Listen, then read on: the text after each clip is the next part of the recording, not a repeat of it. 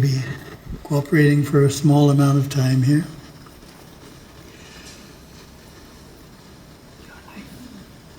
So the talk starts by sharing our answers to two questions that were sent in to satsang@hindu.org, which is the email address that we use for our Zoom weekly satsang. We have a Zoom weekly satsang, and part of it is to answer questions. First question. In talking about self-realization, some individuals take the word realization in an external way, such as meaning the same as achieving one's professional or family goals. What word would you suggest as an alternative to realization? One way to solve this issue is to use a Sanskrit word. That is what we have done in our translation of Patanjali's Yoga Sutras. For example, we did not translate the word Purusha, but simply used Purusha in our translated verse and defined it in the lexicon. You could also define it in the text in the first use of the word. The word Gurudeva uses for realization in the trilogy is darshana. For example, Dancing with Shiva, Mandala 1, is self-realization, which in Sanskrit is Paramatma Darshanam. Darshana has the meaning of vision, sight, mystical sight. Second question, please give a short explanation of what does realizing God and realizing the self mean in Hinduism. So that's hard to do, the short part. Easy to give a long explanation, right? Hard to give a short one, but we'll give it a try. The concept of realizing God and realizing the self in Hinduism has different meanings in different philosophical schools of Hinduism. So it doesn't mean the same thing to all Hindus. In the theistic schools, it would mean having a vision of God as a deity, God in his or her personal form.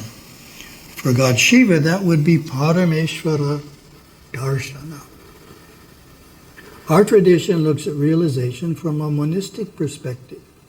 Gurudeva gave this description of self-realization in the last lesson in Merging with Shiva. Self-realization is in several stages, he said.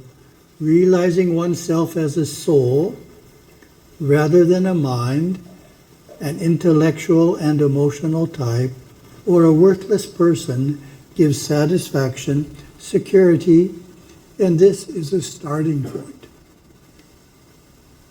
That could be called Jivatma Darshana, realizing ourselves as a soul. Realization of the self as Satchit Ananda gives contentment, a release from all emotions and thoughts of the external world, and the nerve system responds to the energies flowing through the Vishuddha and Anahata chakras. That could be called Parashakti Darshana or Satchit Ananda Darshana. Realizing the self that transcends time, form, and space, Parashiva is a razor-edged experience, cutting all bonds, reversing individual awareness, such as looking out from the self rather than looking into the self. That could be called Parashiva Darshana or Paramatma Darshana.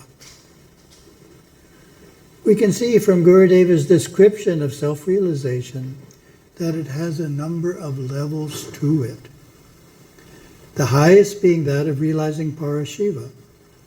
Comparison of the levels of self-realization to the study of mathematics is helpful in understanding how to best approach it. Typically, the various aspects of mathematics are studied over a period of some 15 years in a sequence of simplest to most complex.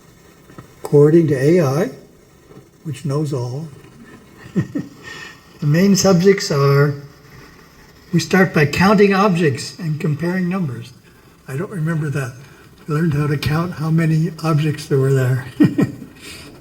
Basic arithmetic, fractions, decimals, percentages, integers and number systems, algebra, geometry, advanced algebra, trigonometry, pre-calculus, and finally calculus, statistics, and probability. Approaching self-realization at the level of Parashiva would be like starting your study of mathematics with calculus, statistics, and probability. In other words, just as in mathematics, in self-realization, we need to master the lower levels before the highest level can be successfully undertaken. A helpful approach to understanding what the lower levels of self-realization are is through utilizing Gurudeva's concept of the 7 dimensions of the mind, plus Im Kaif. These are incorporated into the structure of his Shum language of meditation. Specifically, dimensions 4, 5, 6, and 7 are progressively more subtle experiences of self-realization.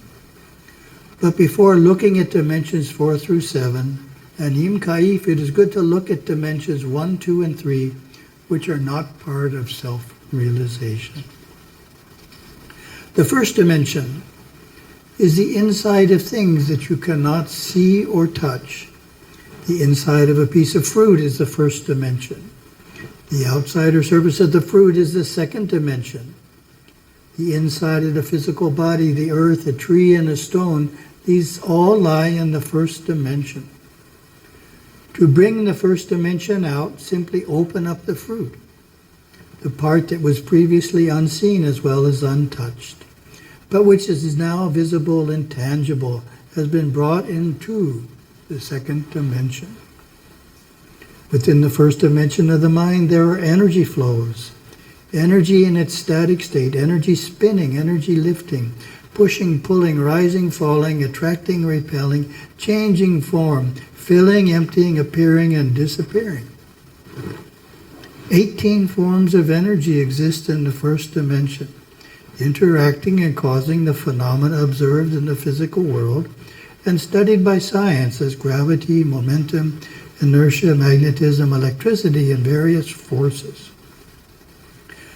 We can see these energy flows readily in nature as we witness, without holding previous concepts, the actions and interactions within plants, within stones, within water, wind, and fire. The second dimension consists of things which can be both seen and touched. The surfaces of objects such as flowers, stones, and water. When we observe these objects without thinking about them, without feeling like or dislike, just pure perception, then we are aware of the second dimension. It appears flat, consisting of only 2 layers of form, for it is seen without evaluation or analysis, which gives depth to our observations. We close our eyes and then open them very slowly, holding the mind steady. We can sit without relating to anything we see, and therefore see it objectively as it is. This flat view of the world of objects can be experienced more easily by opening just one eye than with both eyes opened. When we observe these objects without thinking about them, without feeling like or dislike, just pure perception, then we are aware of the second dimension. It appears flat, consisting of only 2 layers of form, for it is seen without evaluation or analysis, which gives depth to our observations. If we close our eyes and then open them very slowly, holding the mind steady, we can sit without relating to anything we see, and therefore see it objectively as it is. There is a tendency to get involved with what we can see when both eyes are open. What we perceive are things that can be identified with the 5 senses, things we can smell, hear, touch, taste, and see. These perceptions are all two-dimensional through the senses, but through interpretation they do flow into deeper dimensions of the mind. The second dimension is the exterior world which most languages describe abundantly, making it seem real to us and giving it a sense of permanency. For man's mind gives substance or recognition to things that are named or labeled. It is in the third dimension that most people live most of the time. This is the world of thoughts and feelings, of emotions and intellectual theory. Within the changing world of the third dimension are two basic and intricate energy flows. The first is a flow of force between people and things. This is a one-way flow through which people relate to objects. The second is a flow between two people or more, and also between people and animals. Visualize a stream of energy generated in the body by the processes of life. This energy, or prana, constantly flows out from the central source of energy and constitutes the aura, constitutes the physical energy that moves the body, constitutes thoughts and feelings. This prana creates a force field around the body. As soon as two people associate, these force fields interact, or the two energy streams interchange. Should these energies be of a like nature, the result is friendship. When we understand these energies as they combine, attract, and repel in human relationships, we then begin to discover the constituent parts of what we call the world.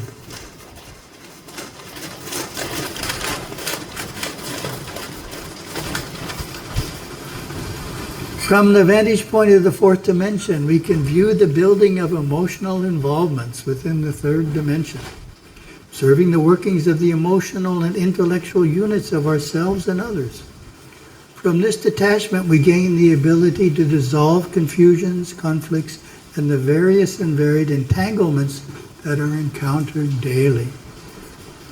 In the fourth dimension, the first glimmer of inner light within the head is seen. It is usually a pale moonlight glow seen at the top of the head. This dimension gives us a mountaintop consciousness that looks over, in, and through everything, and gives the facility to enjoy and participate fully in the world while knowing at all times exactly where we are in the mind. Artists are in the fourth dimension. Each time you designed or created anything, you were bringing the beauty of the within through your nerve system into manifestation. It is a beautiful place to be, and you can be there all of the time by feeling the power of your spine.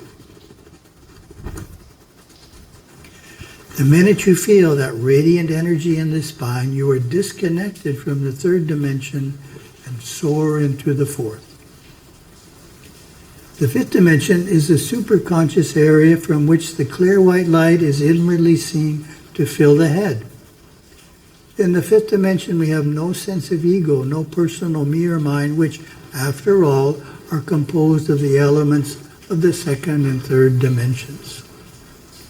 People who are conscious in the fifth dimension have a deep universal love for other people. They are often humanitarians. Life for them is a joyous, even blissful experience with events happening in perfect timing. They hold the perspective that all is well in the world. In the fifth dimension of the mind, the total evolution of form is perceived. If you were to see a person from the fifth dimension, you would see him as an infant, a grown man, an old man, as dead, decayed, and reborn right now. It's the same with everything.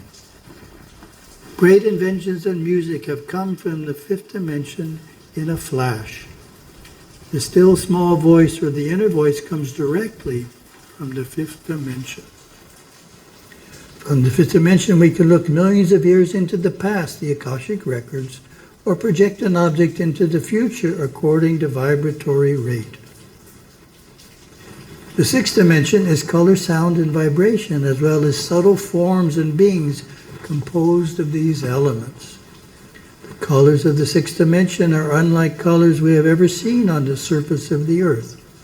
They are brighter, yet more subtle, and they mix and mingle. In other words, colors pass into and through each other, creating exquisite varieties of color with form. Science has recently discovered the sixth dimension. It tells us that all matter is energy in a grosser form, and that even a chair can be reduced to sound and color at a submolecular level. The inner mechanism of the human aura, the inner mechanism of thought forms, the inner mechanism of the astral plane, and the superconscious body of light, the beautiful actinic body of light, are all within the sixth dimension. As man comes into the sixth dimension, the fifth dimensional experience, in which the clear white light is inwardly seen to fill the head, deepens as light extends throughout the physical body, can even be seen in the feet as he walks. Temple deities are sixth-dimensional beings. When we visit temples, they actually do hear and see our supplications. Great beings who no longer need a physical body also reside in the sixth dimension. The seventh dimension is clear inner space, not clear white light, just clear space. Whereas in the sixth dimension, one experiences an intensity of inner light that glows in every cell of the body, through the torso, the hands, legs, and feet. In the seventh dimension, he comes into pure inner space, seeing within himself a vast space that goes on and on and on, like an infinite inner sky. One deeply immersed in the seventh dimension would be aware of being aware without an awareness of light. In a sense, he would be above the vibratory rate of light, and with no thing to be aware of, awareness becomes conscious of itself. Awareness can expand into the endless inner space of the seventh dimension, or contract into being completely aware of itself, which in Shum is called Kayif. Experience of Kayif is simple. Our concepts about it are the biggest barrier. We often feel that pure consciousness must be earned by a saintly life, and we generally know our life well enough to disqualify ourselves. However, anyone can experience Kayif, pure awareness, aware of itself, for brief interludes. Therefore, although Kayif is itself easy to attain, it is indeed difficult to sustain for longer periods, and even more difficult to dissolve into Kayif, self-realization. Then we have Im Kayif. Im Kayif is pure awareness, aware only of itself, dissolving. The intense state of Kayif, when awareness withdraws all energies from all bodies into a peak experience. Kayif eliminates itself, or the locus of awareness dissolves, as the superconscious being of man, Lamp, returns to its source. This experience may be brief. Im Kayif does not name what is found from the experience, it only names the entrance and what happens to Kayif. And changing topics here, we have a meditation for realizing Parashiva, for merging with Shiva, chapter 49, lesson 340. Very interesting meditation for the deepest level of self-realization. When his inner light, which he will soon begin to find right at the top of the head, comes into prominence, he must turn his concentration onto that. And with enough mind power, he should be able to hold that inner light, a very bright white light looking just like a star right at the top of the head. This will give him figures and conscious mind forms about 3 inches in diameter, and then he would concentrate the light into a 3-inch diameter. He may not always know where the center is, especially if he has been involved in his Saiva Seva, Karma Yoga. If that is so, he should press the top of his head with his finger, and that will indicate to him where the center of the light should be. This will immediately center his awareness in the center of the light. Then he tries to part it. He tries to open it up like a camera lens. It comes into brilliant, very brilliant light. It will just be scintillating, much brighter than a star. It will be like a carbon arc light. This is very brilliant and very powerful. The renunciate is then schooled in how to hold that to a 3-inch diameter, because the tendency will be for the light to fill up his whole head. He will feel very blissful. We don't want that to happen. Interesting, huh? We don't want the emotions of the lower mind to get out of control simply because he found a bright light in the head. He has seen other seekers as they were just awakening in the inner light get so carried away about the inner light that it throws them into an emotional state.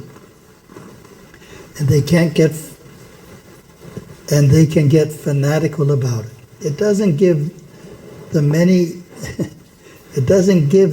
inner wisdom or anything like that. So remembering this, the wise sannyasin will not allow himself to get emotional about the inner light, because seeing this light indicates that he is only beginning to come into his superconsciousness. The light really is the friction of the superconscious mind against the conscious and subconscious mind. In my way of looking at it, Gurudeva's way, it is an electrical friction. The odic forces and the actinic forces merging causes light and sound. So when he sees this brilliant light right in his head, more brilliant than he has ever seen, intensified brilliance, he tries to find the center of it. When he finds the center of it, again trying to open up that light like a camera lens, he will then come into a state of consciousness called Satchit Ananda, a state of pure consciousness, a state of pure bliss, Savakalpa Samadhi. Here he won't be in a brilliant light anymore. Above him it will look like he is looking way up in the sky into outer space, and the color of it will be a whitish blue. That will be the akasha he will be in. In this state of pure consciousness, like an outer space, he tries to find just one nerve current at the top of his head. When he finds this nerve current at the top of the head, he is taught to concentrate on it from where it begins at the top of the head right up to the end of it. And soon he finds the end of it, the experience of experiences. Of course, if he has a mishmash in his subconscious mind, he won't be able to hold this pure state of consciousness. The subconscious mind, in its power and intensity of this contemplation, will begin picking up, and he will be coming right back into outer consciousness. But if his subconscious is fairly clean and under control, then he will be able to hold it, and he will hold it quite naturally. It will be a natural state to him after self-realization. So then the next thing to do is to find this nerve current. In conscious mind terms, it may be about 1/2 inch in diameter. In superconscious mind terms, it may be 11 feet in diameter, because the superconscious mind can magnify it or diminish it. It has that power almost at will. He must try to find the center of this nerve current, and then he comes into the core of the akasha, the very atomic structure that makes it up. So thank you very much for listening to all that. Just wanted to share different levels of self-realization, Gurudeva's concept for